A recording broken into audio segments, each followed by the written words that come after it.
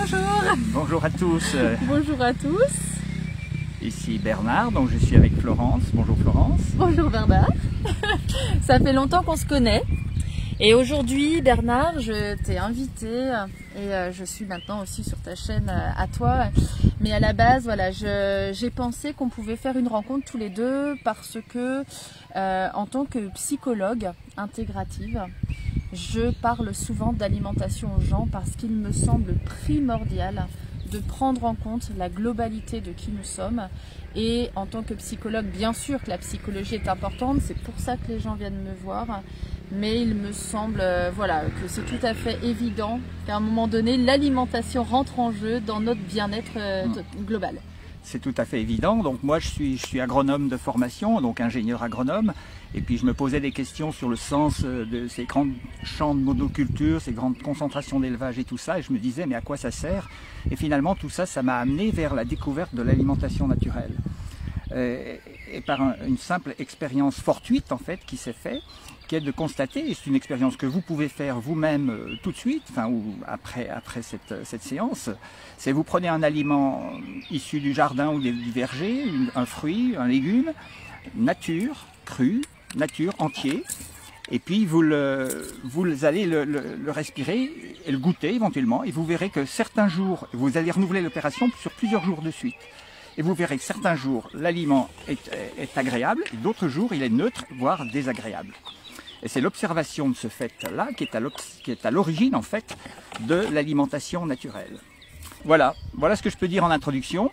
Et donc, en fait, cette observation, le fait que la perception, disons, olfactive et gustative d'un aliment, il est tantôt bon, tantôt mauvais, en fait, ça nous a donné l'idée de poser comme hypothèse, en fait, que, eh bien, si c'était ça qui nous indiquait le jour où il faut manger l'aliment et le jour où il ne faut pas le manger, en fait.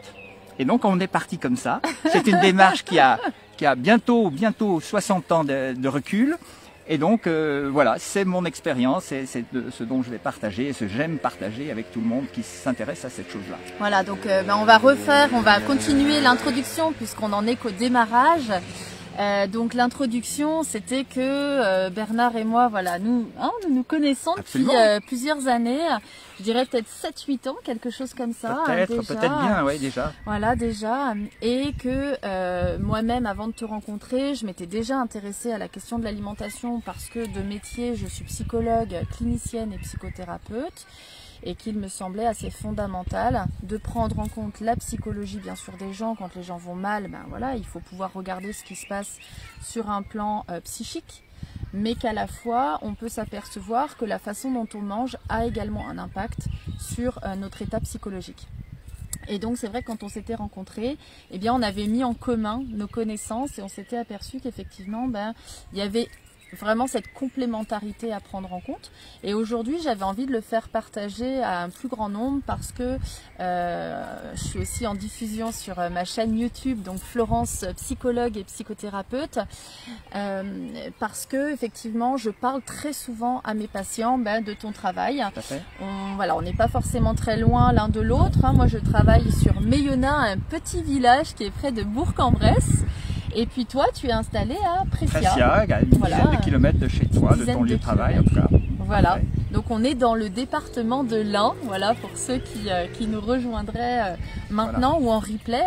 Voilà, et donc on espère pouvoir vous apporter un éclairage un petit peu plus large au niveau de cette alimentation naturelle, vivante, qui peut grandement nous aider.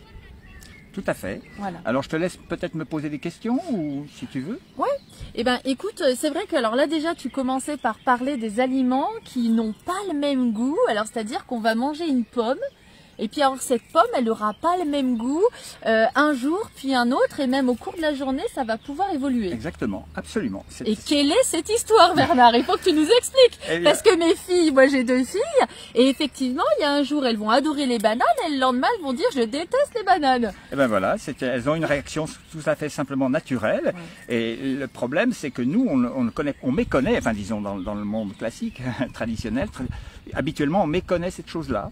On décide avec la tête de manger tel fruit ou telle chose et puis en fait on le mange simplement, et puis comme il n'est pas très bon justement, on essaie de l'accommoder pour le rendre mangeable en fait, hein. Oui. Et en fait ça c'est donc en résumé ultra court, c'est le résumé de l'invention de la cuisine et de la préparation des aliments. Parce que tu es en train d'expliquer que finalement, comme on n'est pas en train d'écouter notre perception gustative et olfactive, l'aliment peut nous paraître dégoûtant s'il ne correspond pas à notre besoin présent. Et donc, finalement, la cuisine s'est développée sur le fait que c'était pas forcément hyper bon de manger comme ça un aliment sans que ça corresponde à un besoin réel. C'est ça. Ouais, alors que finalement, si on écoute notre besoin, alors ça peut être délicieux. Absolument, mais simplement il faut avant de commencer à imaginer une recette de cuisine, ce qu'on a fait historiquement en fait dans les générations précédentes, eh bien on aurait dû être interpellé par cette chose-là. Mais en fait, comment ça s'est passé? Ni toi, ni moi, n'y étions, donc on ne sait pas exactement comment ça s'est passé, hein. Mais bon, on a des hypothèses, des scénarios possibles, mais bon, on ne sait pas, on n'y était pas, on ne sait pas exactement. Mais probablement que les aliments étant mauvais et étant à disposition, eh bien, des humains ont eu peut-être des occasions fortuites de les mélanger, peut-être par exemple des racines pour des habitants, des ancêtres à nous qui étaient en bordure de mer, et ils l'ont plongé dans l'eau de mer et ils l'ont salé comme ça. C'est une accommodation qui permet de rendre la racine meilleure, hein. Par exemple une patate douce, hein, on la plonge dans l'eau de mer, elle devient plus facile à manger, quoi. Alors que si on la mange naturelle, si on la propose naturellement, on ne pourrait pas la manger parce qu'on n'a pas la salive qui va permettre d'appréhender en fait la matière constitutive de cette patate douce, quoi. Ou alors il y a eu une autre hypothèse, c'est qu'il y a eu des feux de forêt intempestifs naturels qui ont pu brûler des parties d'aliments qu'on a retrouvées, des racines, des tiges, des végétaux ou des animaux même qui sont morts, et on a pu les trouver puis les consommer et avoir une sensation d'attirance, voilà, qui trompait en fait la sensation initiale, si on avait eu l'aliment à l'état brut, qui aurait été peut-être négative, quoi. Voilà. Mais alors du coup, Bernard, on est en train de dire que finalement on mange d'une façon voilà, qui est pas forcément la bonne, mais alors quelle est cette bonne façon de manger? Est-ce que tu peux nous expliquer déjà simplement, voilà, qu'est-ce que c'est que cette histoire d'alimentation vivante et naturelle? Voilà, alors l'alimentation naturelle, c'est simplement le sens du mot et l'adjectif nature, en fait, naturel, il y a deux sens qui doivent se recouper, qui sont absolument indispensables. C'est d'abord d'avoir des aliments tels que la nature les donne, sans aucune transformation. On n'applique aucun mélange, aucune transformation mécanique, aucune cuisson, bien sûr. Bon, ça va peut-être en faire râler plusieurs. Oui, hein. Oui, ça c'est. Mais bon, l'espace d'un. Parce qu'on s'est habitué. Tout à fait, mais l'espace d'un instant, on peut faire l'expérience, et c'est ça qui est intéressant. C'est ça que je propose, hein, dans des repas découvertes ou des week-ends ou des semaines ou des choses comme ça. Faire cette expérience, d'abord, elle n'est pas dangereuse. Donc c'est ça. Oui. Donc on part avec des aliments tels que la nature nous les donne. Donc aucune transformation, aucune préparation, aucun mixage, aucun broyage, aucune extraction de jus. On prend l'aliment tel qu'il est. Voilà. Et alors, qu'est-ce qu'on fait en fait concrètement parlant? Et alors, en fait, eh bien, c'est le deuxième sens du mot nature. On va le présenter dans un choix, c'est-à-dire qu'on va avoir plusieurs aliments, plusieurs fruits, plusieurs légumes. Oui, donc faut pas juste prendre des pommes. Non, non, il faut une variété, une diversité. Voilà. Dans la nature, il y a la diversité. Ben, on reconstitue un petit peu artificiellement dans une corbeille de fruits, un plateau de légumes, par exemple, plusieurs légumes, plusieurs fruits. Et puis on va renifler en fait ces aliments-là. Et en fait, le fait de faire ça, on les renifle tous. Et puis on retient ceux qui nous font plaisir, qui nous provoquent une sensation de joie, de plaisir, et qui nous font peut-être éventuellement venir un réflexe de présalivation, on va dire. Hein. La salive afflue en bouche, peut-être, mais c'est pas sûr. Mais déjà, au moins que l'odeur soit bonne. Et ça, c'est le deuxième sens du mot, de l'adjectif naturel, c'est qu'on va réaliser l'adéquation avec la nature propre de l'organisme de l'opérateur, en fait, si on veut. D'accord. Donc en fait, l'idée, c'est que on réunit plusieurs fruits, plusieurs légumes, et qu'ensuite on va tour à tour sentir avec notre nez pour voir lequel nous sent le meilleur à notre odorat. Et c'est l'odeur du fruit ou du légume qui va nous indiquer ce dont notre corps a besoin. Exactement, par plusieurs tours successifs, on en élimine certains, puis ensuite il y en a certains... Du fait qu'ils sentent rien? Qui sont soit neutres, soit qui sont perçus à travers une odeur désagréable, hein, ça peut arriver. Ouais. Donc on les élimine, ceux-là, donc petit à petit, on travaille sur un cercle de plus en plus restreint, puis après on détermine notre champion, l'aliment champion. Donc celui qui sent le meilleur, le plus agréable. Qui est le plus agréable à notre odorat. Voilà, et c'est celui-ci qu'on mange. D'accord. Quand on mange à ce moment-là, le goût prend le relais de l'odorat. Généralement, ils coopèrent ensemble. Hein, ils coopèrent ensemble. Donc le goût confirme généralement. Et puis on mange l'aliment tant que c'est bon. Dès que ça devient désagréable, dès qu'il y a le premier signe de désagrément, ben, ça veut dire qu'on a comblé le besoin. Donc, ce qui fait que, en résumé, cette expérience-là, cette interaction avec l'organisme de l'opérateur, du candidat expérimentateur, si on veut, eh bien, nous montre que nous permet de trouver le chemin qui va vers l'aliment qui va répondre aux besoins présents de l'organisme. Et qui, d'une part, et d'autre part, le goût avec ses variations nous indique la bonne dose. D'accord. Alors, c'est vrai que Bernard, on va peut-être aborder dès maintenant en quoi le fait de manger, comme tu nous l'expliques maintenant, va nous aider à nous sentir mieux au niveau de l'esprit, au niveau de notre bien-être général. Comment est-ce que, voilà, toi tu le perçois et quelle expérience tu as fait? Comment je le vis tous les jours en fait, parce que c'est une adaptation. Est-ce que réellement il y a un lien entre les deux? Absolument.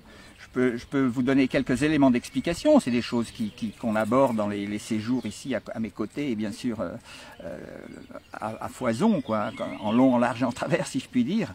Eh bien, en fait, ce qui se passe, c'est que si l'aliment correspond aux besoins du corps, en fait, le corps va produire les enzymes spécifiques à cet aliment-là. Des enzymes donc qui servent à quoi? Donc les enzymes, c'est des enzymes produits par le corps. Il est connu qu'on connaît, on a environ 5 à 6 000 enzymes produits par le corps humain.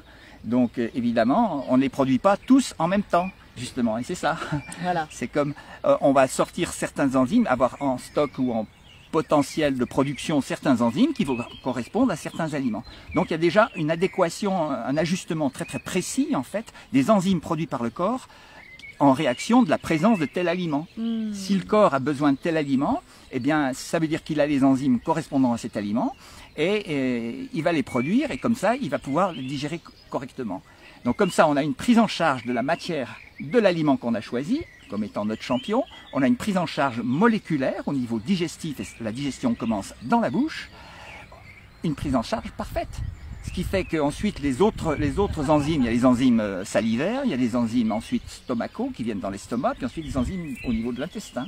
Donc c'est les bonnes matières qui arrivent au bon endroit et donc ils rencontrent les bons enzymes que le corps a produits parce qu'il y a l'adéquation, il y a l'ajustement qui s'est fait. Donc en fait, l'expérience de manger de cette façon-là permet de sentir plus de légèreté, voilà, parce que du coup le corps est moins en difficulté.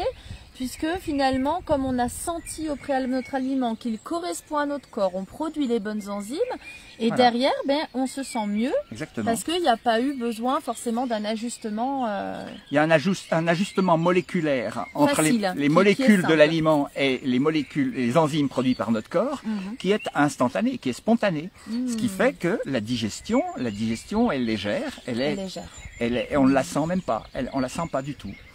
Oui, donc les effets de fatigue après les repas, les effets d'endormissement, etc. Non. Donc ça, tu observes qu'il n'y en a pas ou il n'y en a plus du coup. Non, il y en a plus. Est-ce que dès le départ, parce que par exemple, moi c'est vrai que je connais ça depuis longtemps, je le fais pas forcément tout le temps, mais est-ce que toi, donc dans ton expérience, il faut quand même un certain temps pour que ça se passe comme ça, ou est-ce que dès le départ ça marche dès le départ. Dès le premier pas, on voit s'installer un calme dans le tube digestif, c'est phénoménal. Dès qu'on commence à introduire l'aliment en bouche, l'aliment à condition de l'avoir choisi de cette manière, évidemment. Voilà. On sent un apaisement. Alors tout ça, je ne l'ai pas encore dit ou suffisamment insisté, ça se passe dans un flot de plaisir, quoi, hein. Donc l'aliment est vraiment très très très bon. Donc on a du plaisir. Enfin, en fait, on n'a pas l'impression de manger un aliment, on a l'impression de manger du plaisir, si on veut. Hein. Et donc c'est très gratifiant pour l'esprit, pour le psychisme aussi, de manger avec plaisir, un plaisir très personnel. Donc c'est en ça aussi que le bien-être finalement psychologique peut grandir. C'est que pendant le repas, on prend un réel plaisir à manger les aliments qui nous correspondent vraiment au moment où on les mange. Tout à fait. C'est un flot de plaisir, c'est difficile à exprimer comme ça par des mots. Il va falloir tester. Voilà, ce que je préfère, c'est que de vérifier, que chacun d'entre vous qui nous écoutez, vous puissiez vérifier par vous-même. Ça, c'est super. Bien sûr. Oui, parce que Bernard, donc, bon, moi je le fais aussi depuis quelque temps, régulièrement. Je mange pas comme ça en permanence, mais je mange régulièrement comme ça. Et c'est vrai que j'ai constaté qu'il n'y avait aucun risque, et tu confirmes qu'il n'y a aucun risque à tester ça une fois, 2 fois, une journée, une semaine. Voilà, c'est vraiment... Moi d'ailleurs, je ne l'enseigne pas du tout comme un mode de vie, contrairement à ce qu'on pourrait croire, même si c'est un petit peu le mien. Mais donc, moi, je me lève chaque matin en me demandant, voilà, je continue encore aujourd'hui à faire avec mon odorat et mon goût quand même, parce que j'ai envie. D'accord, c'est parce que tu as envie. C'est pas un choix, ce que je veux simplement dire par là, ce n'est pas un choix idéologique. D'accord. Voilà. On n'est pas obligé d'en faire une idéologie. Non, pas du tout. Simplement, ça peut faire du bien. Absolument. Au moment peut-être où on se sent un petit peu plus fatigué, un petit peu plus morose, un peu plus démoralisé, cette façon de manger peut nous apporter un bien-être et aider peut-être le corps en fait à se régénérer, parce qu'il y a ça aussi derrière. Oui, bien sûr. Ça a un impact sur la physiologie. On a parlé de la digestion, mais il y a toutes les fonctions physiologiques qui se mettent à fonctionner comme une horloge bien réglée, quoi. Ça se passe sur tous les plans, sur le plan du sommeil déjà, le plan de la récupération, le plan de la régénération, le plan de la circulation sanguine, de la respiration, tout ça se dégage, se met en place d'une manière vraiment magnifique, harmonieuse, splendide. Et nous rend en fait la possibilité de performances retrouvées. C'est ce qui fait que souvent beaucoup d'expérimentateurs ont l'impression de rajeunir. Hein? Ah oui. Ah oui, absolument. Oui, d'accord. Ah, le corps manifeste finalement un état de régénération grâce à cette alimentation. Absolument. D'accord. Et est-ce que justement il y a quand même peut-être besoin de le pratiquer régulièrement ou quand même sur une certaine durée pour observer ça, parce que c'est peut-être pas non plus une fois de temps en temps qui va favoriser ça. Je prends souvent, je crois que l'image est parlante, elle vous parlera à tous, je prends souvent l'image de l'enfant qui voit son grand frère faire du vélo, il a envie de faire du vélo. Donc il faut bien sûr, avant de le lancer, lui acheter un vélo, puis de lui dire vas-y, il faut lui montrer, il faut que son grand frère ou que son papa, sa maman lui montre. On met des petites roulettes latérales, donc il y a toute une phase d'apprentissage, on lui apprend les organes du vélo, à quoi ça sert, le pédalier, les pédales, le frein, le guidon, comment ça marche et tout ça. Et voilà, il y a un temps de formation, d'apprentissage, quoi. Hein. Et puis donc moi c'est ce que je propose à ceux que ça intéresse, c'est d'apprendre à faire du vélo sur le plan alimentaire. Du vélo alimentaire. Moi je suis votre instructeur privilégié si vous le voulez, si vous me trouvez sympa, si vous voulez prendre l'enseignement vers moi. Il y a peut-être d'autres qui peuvent aussi le faire maintenant, puisqu'on a beaucoup d'élèves qui sont un peu partout sur la planète maintenant. Hein. Donc effectivement, voilà, tu as des ateliers qui permettent à ceux qui se sentiraient un peu perdus par rapport à ça de faire la démarche et de pouvoir s'essayer d'une façon plus optimum. Donc tu as un site internet. Voilà, j'ai j'essaie de me mettre à la page pour utiliser les moyens technologiques, disons, d'aujourd'hui, quoi, hein, avec beaucoup de difficultés quand on commence comme ça un petit peu sur le tard. Il faut dire que ces outils sont là disponibles depuis pas très longtemps en fait. Hein. Personne ne les connaissait avant. Donc du coup, voilà. Tu as une page YouTube. Il y a une chaîne YouTube, il y a une page Facebook, il y a un groupe Facebook, Mangeons Nature, que vous pouvez rejoindre. C'est le groupe des gens qui sont plus proches de moi, là, dans le groupe Mangeons Nature. Et puis bon, sur mon profil personnel, vous pouvez me retrouver aussi sur mon profil personnel, je publie aussi tout ça. Donc Bernard Mercier. Et donc tu as déjà des vidéos qui sont préfaites. Absolument, il y a des vidéos qui expliquent tout ça, qui abordent certains sujets, tout ça. Il y a pas mal de choses déjà. Oui. Il y a des interviews qui sont faites avec d'autres intervieweuses ou intervieweurs. Et puis voilà, il y a de quoi il y a beaucoup de questions qui se posent évidemment. Vous en avez sans doute beaucoup. Voilà, donc d'ailleurs n'hésitez pas à poser vos questions. Donc je fais des repas découvertes, on se réunit à 9h30, 10h le matin, et puis un petit topo, je fais un petit topo de présentation, puis après il y a un repas qui est orchestré par moi, je prépare, tout est préparé, vous n'avez rien à préparer. Et puis vous exercez votre odorat et votre sens du goût devant ces aliments-là. Et donc voilà, c'est une découverte. L'après-midi, on reste encore ensemble sur des questions-réponses et tout ça. Donc ça fait une demi-journée, une bonne demi-journée bien remplie. C'est assez intéressant. Les gens ressortent en étant ravis et un peu scotchés de l'expérience. Voilà. Bon alors, qu'est-ce qui scotche?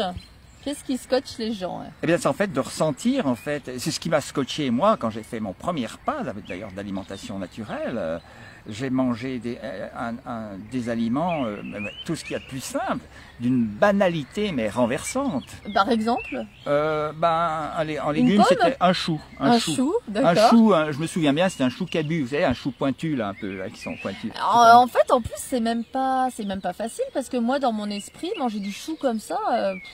Ouais, l'idée... à part bien saucé, coupé en petits avec de la bonne sauce, je me vois pas manger. C'est ça qu'on s'imagine, mais j'avais vraiment eu envie de jouer le jeu, j'avais compris le système, il faut venir sans idée préconçue face à un aliment, et puis simplement le ressentir comme ça, même en ignorant son nom, en ignorant ce que c'est à la limite. D'ailleurs, ce qu'on peut faire, c'est sentir les yeux bandés, hein, aussi, c'est quelque chose, c'est un exercice qu'on fait.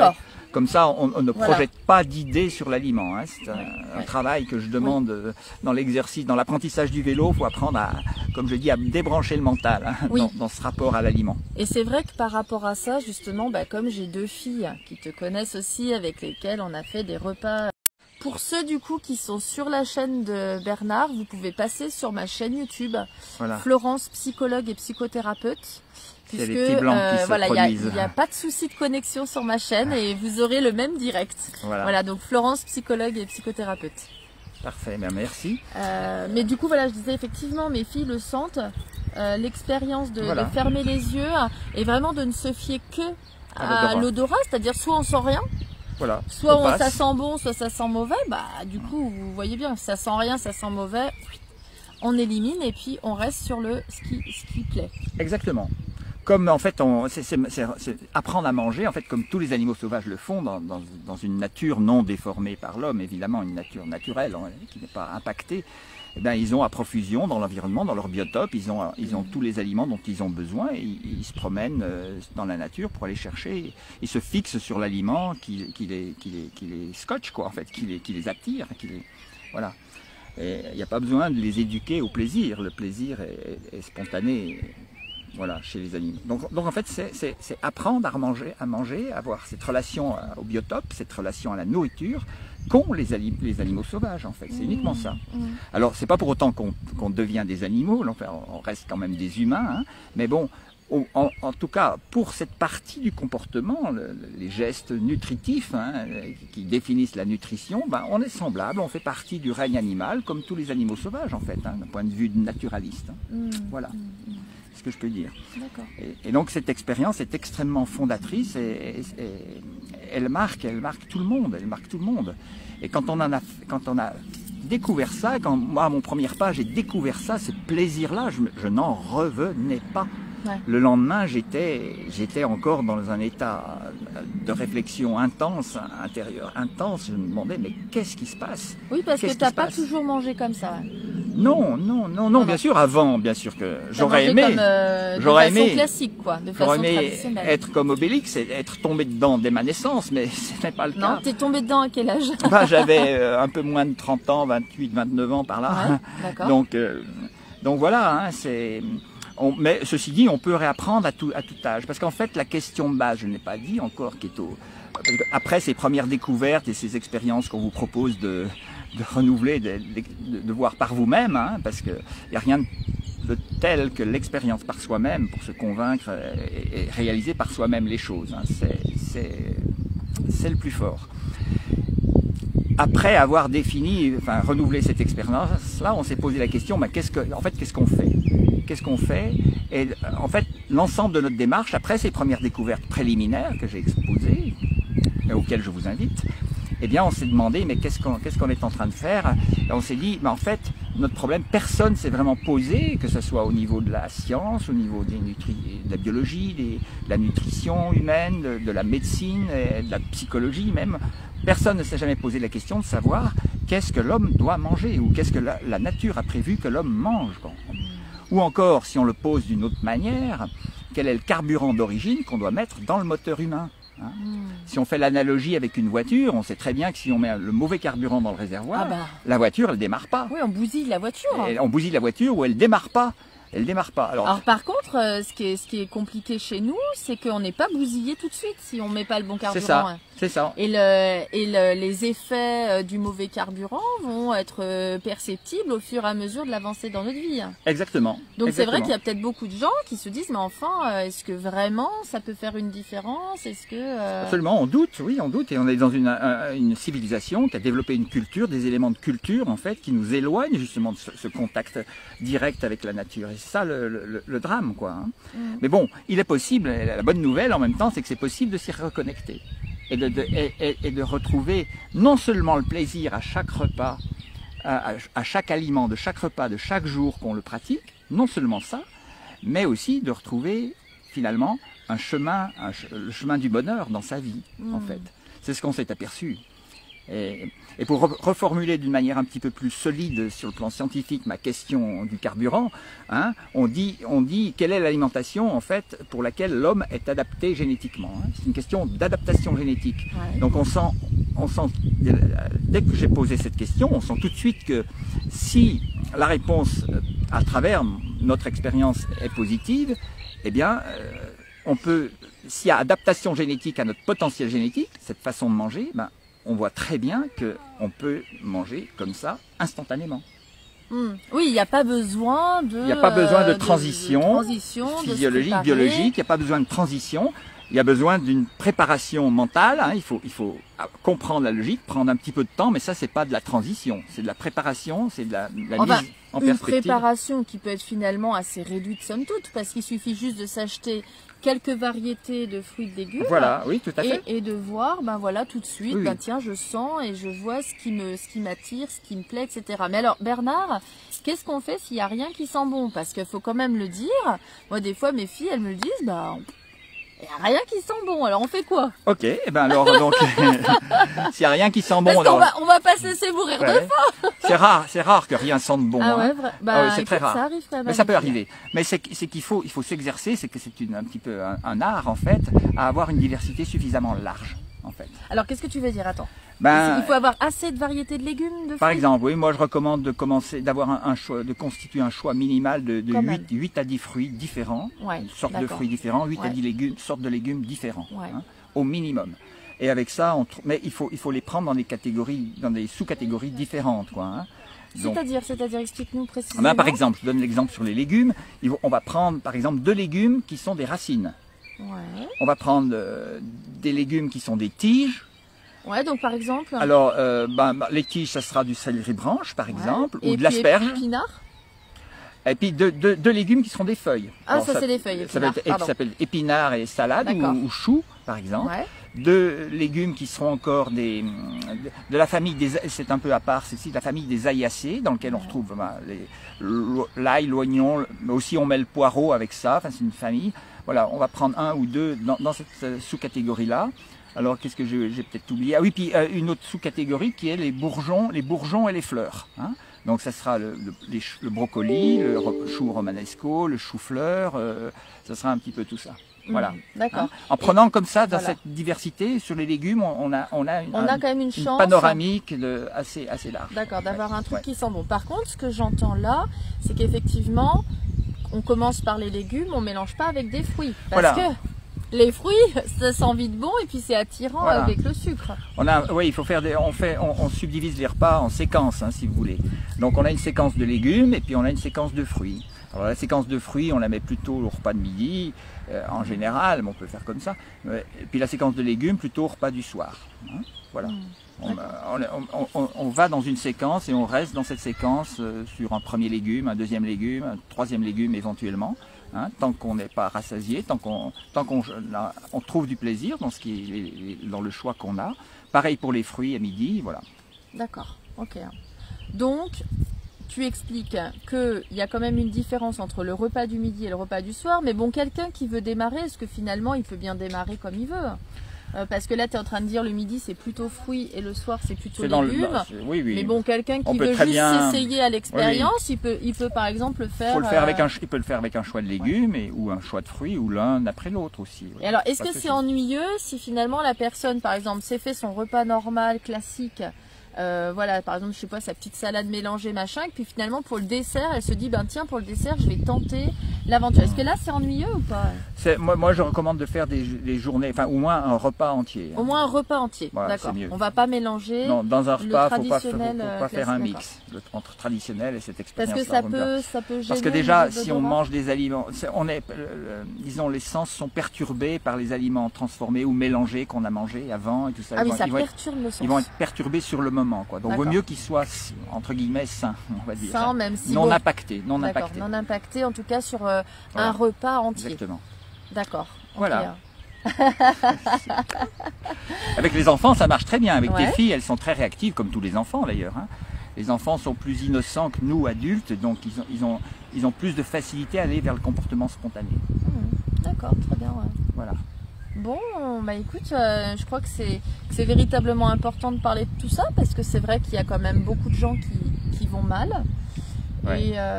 Et finalement, bah, aller mal, c'est des fois, comment dire, si on prend pas notre décodeur, on va se dire bon bah je vais mal parce que j'ai des problèmes au travail, parce que j'ai mal dormi, parce que j'ai le voisin qui m'embête, parce que ça se passe mal avec mes enfants, parce qu'il y a du stress je sais pas où pour mes examens. Alors qu'en fait, ça peut être déjà en premier lieu la base de qu'est-ce que j'ai mangé, qui fait que je n'ai pas dormi, qui fait que je suis plus irritable, voilà. Qui fait que mes relations sont plus compliquées, et que finalement, en fait, c'est vraiment le revenir au tout démarrage de qu'est-ce qu'on a en soi, de qu'est-ce qu'on porte en soi, de qu'est-ce qu'on met à l'intérieur de notre corps, parce que moi, je sais qu'en tant que psychologue, je dis souvent aux gens que notre corps est un temple, et que finalement, est-ce qu'on irait mettre n'importe quoi dans notre temple ? C'est vrai, est-ce que, voilà, si on a un temple sacré... C'est drôle, je parle du corps comme d'un temple sacré aussi. Ah, mais voilà, mais c'est pour ça qu'on s'entend bien. Et ben voilà, exactement. Et je dis, le moment du repas, c'est un temps sacré, un temps, vous allez vénérer votre temple. Votre temple, c'est quoi? Il me demande, il dit, ah, c'est quoi? Et on cherche un peu, on trouve très facilement, c'est le corps. On n'en a qu'un. Si on le sert, si on le vénère correctement, donc si on honore ses besoins correctement, c'est ça que ça veut dire, vénérer, hein, eh bien, voilà, le corps se met à fonctionner très bien. Et je suis très content de parler avec toi parce qu'en fait, dans la posture, la bonne posture qu'il faut mettre en place, en fait, c'est dans l'apprentissage du vélo, hein, eh bien, on retrouve en fait, c'est une voie d'évolution psychologique en fait. C'est en même temps, en soi, une voie d'évolution psychologique. Alors, un des effets aussi assez immédiats, c'est qu'on se sent, le fait que la digestion se passe bien, que toutes les fonctions physiologiques se régulent, on a une autre fonction dont je n'ai pas parlé, c'est le fonctionnement mental. L'usage du mental devient beaucoup plus ciblé, beaucoup plus performant, et on est moins stressé par les facteurs, les stimuli extérieurs, si vous voulez, on est moins impacté par ça, on est plus calme à l'intérieur, et donc on va cultiver en fait l'art de l'adaptation. Notre rapport à l'alimentation, aux aliments naturels, c'est l'art de l'adaptation enzymatique, physiologique, mais relationnelle, en fait, on a une adaptation aux situations humaines et aux relations humaines. Et donc, ce qui fait que nos relations deviennent plus fluides, deviennent plus posées, plus calmes, et c'est très agréable autour de nous parce que les gens aiment les personnes qui sont détendues. Cette expérience, c'est involontaire bien sûr, mais elle rejoint en fait une certaine voie d'évolution psychologique. Elle rejoint ce que tu fais en fait. Oui, et c'est pour ça qu'on s'entend bien. Oui, hein, et c'est pour ça aussi qu'il est important qu'on travaille de concert, qu'on travaille ensemble, en complémentarité. Tout à fait. Parce qu'on ne peut pas penser avoir une psychologie positive sans avoir une alimentation saine et positive. Exactement. Alors c'est vrai qu'après, voilà, moi-même, hein, je vous l'ai dit en toute sincérité, je ne mange pas de cette façon-là au quotidien, mais c'est vrai que par contre ce que je fais, c'est que je me prévois des moments de cure. Alors soit je me les prévois, je ne me sens pas hyper en forme moralement parlant, eh bien je me dis qu'à ce moment-là, je vais me faire une petite cure d'alimentation naturelle parce qu'effectivement derrière, il y a un réel impact. Exactement. Ouais. Et moi, je résume ça en disant, moi, je vous apprends, si vous êtes d'accord, je vous apprends à faire du vélo. Et puis ensuite, votre vélo, vous l'avez en vous. Et vous faites un tour de vélo quand vous voulez, quand vous avez besoin, comme Florence. Voilà, c'est ça. On n'est pas obligé d'en faire en permanence. Moi, je sais que je prends beaucoup la voiture. Ce n'est pas une idéologie, ce n'est pas un mode de vie en soi. Mais ça peut grandement aider Exactement. au moment où effectivement on en a besoin. Donc par exemple, moi j'ai eu une période là où j'ai été malade pendant une semaine, vraiment bien malade, gros maux de tête, courbatures, etc. Et c'est vrai que j'ai fait le choix à ce moment-là déjà d'une part de moins manger. Et si je mangeais, de manger de cette façon-là. Et effectivement, très rapidement, j'ai senti que mon corps, cette amalgame en fait, de choses qui s'étaient encrassées, qui s'étaient emmagasinées en moi, qui n'étaient pas bon. Quoi. Aussi curieux que ça puisse paraître, l'alimentation naturelle a un effet positif sur la déprime, la dépression, sur la timidité aussi. C'est incroyable. Bonjour Alex, ça ne l'est pas. Non. Ça ne l'est pas. Alors peut-être je redis simplement pour ceux de ta chaîne que s'il y a des problèmes de connexion, on est navré, il y a un petit souci de connexion sur la chaîne de Bernard. Vous pouvez passer sur ma chaîne YouTube Florence, psychologue et psychothérapeute, sur laquelle il n'y a aucun problème de connexion. Voilà, vous aurez l'intégralité. Voilà. Parfait, bon, je crois qu'on a fait un bon tour. Ouais. Ok, si vous avez des questions éventuellement par rapport au fait d'associer l'alimentation naturelle avec le fait d'avoir une psychologie santé, bien-être et qui va bien. Voilà, je ne sais pas s'il y a des questions. Et sinon, bien entendu, nous pourrons répondre dans un second temps, une prochaine. Voilà, nous ne sommes pas ce que nous croyons être, nous sommes bien plus, mais nos potentiels ont besoin de choses adaptées pour se déployer. Donc c'est vrai que voilà, c'est comme nos graines dans les jardins. Si on plante des graines dans un terreau tout pourri, ça va pas bien pousser, ça peut pousser, mais ça poussera pas de façon optimum, comme si on avait mis un bon terreau. Donc là vraiment il s'agit de prendre conscience que le terreau premier, c'est quand même notre alimentation. Voilà, c'est la matière qui nous constitue en fait. Absolument. Le corps est matière et donc si on veut avoir une âme qui s'épanouisse en fait et un esprit qui s'épanouisse, si on a très intérêt à le mettre dans un corps qui lui-même fonctionne comme une horloge bien réglée et que tout aille bien. Peut-être Bernard quand même avant de se quitter, je me dis que ça peut quand même être bien de parler un peu de ce qu'on boit aussi parce que bon on a parlé de nourriture. On a parlé de nourriture, mais enfin quand même, ça s'associe quand même à ce qu'on boit. Alors si on dit aux gens, faites un repas sain, machin, et que derrière ils boivent du coca, des boissons comme ça, toutes les boissons, on boit que ce que la nature nous offre. Qu'est-ce qu'elle nous offre la nature? Elle nous offre de l'eau courante dans les ruisseaux, dans les fleuves, dans les rivières. Et ben voilà, on boit de l'eau. Il faut boire de l'eau. Bon, donc si vous voulez faire un essai d'un repas naturel, vivant, sain pour votre corps et votre esprit, pensez quand même à ajouter de l'eau, uniquement de l'eau, sinon voilà, ça risque de fausser le résultat. Buvez avant de passer à table, buvez avant de faire l'expérience que je propose dans ma vidéo d'accueil de mon site. Faut boire un peu avant. Faut que vous soyez bien avec l'eau, c'est mieux. Parce que si on est un peu insuffisamment hydraté, disons, on va aller vers les aliments qui sont plutôt plus concentrés en eau. Donc on crée un déséquilibre entre les aliments qui sont très aqueux et les aliments qui le sont moins. D'accord.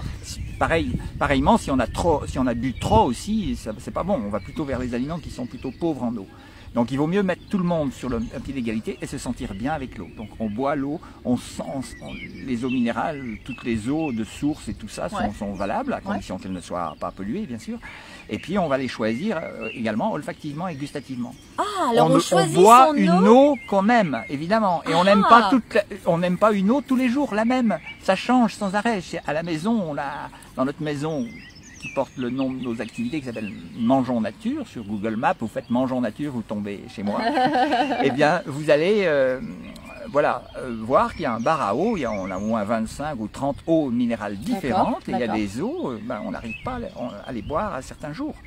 Puis un beau jour, elles deviennent elles deviennent bonnes. Comme miraculeuses, comme très satisfaisantes et tout ça. Voilà. Donc on peut appliquer le même principe que pour la nourriture, pour les os. Exactement. Et donc ça peut être très important, tu le dis, d'avoir un choix d'eau, différentes eaux, parce qu'elles peuvent aussi là jouer un rôle. Exactement, elles nous apportent, elles comblent des besoins minéraux que chaque eau minérale différente apporte. Voilà, donc il faut aussi s'ajuster de ce côté-là. D'accord. Bon, merci. Voilà, je pense que cette fois, on a fait le tour pour que vous ayez déjà un aperçu global de cette façon de manger naturelle, vivante, et qui va pouvoir aussi vous soutenir au niveau de votre bien-être en général. Voilà. Eh bien, merci Florence. Merci Bernard. Merci. Et au plaisir.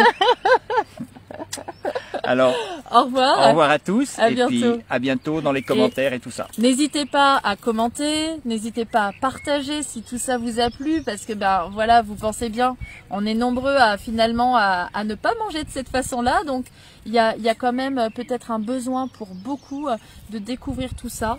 Et donc n'hésitez pas à partager, à commenter, à poser vos questions. Voilà. On refera des lives, on répondra à toutes vos questions et c'était un plaisir d'être avec vous.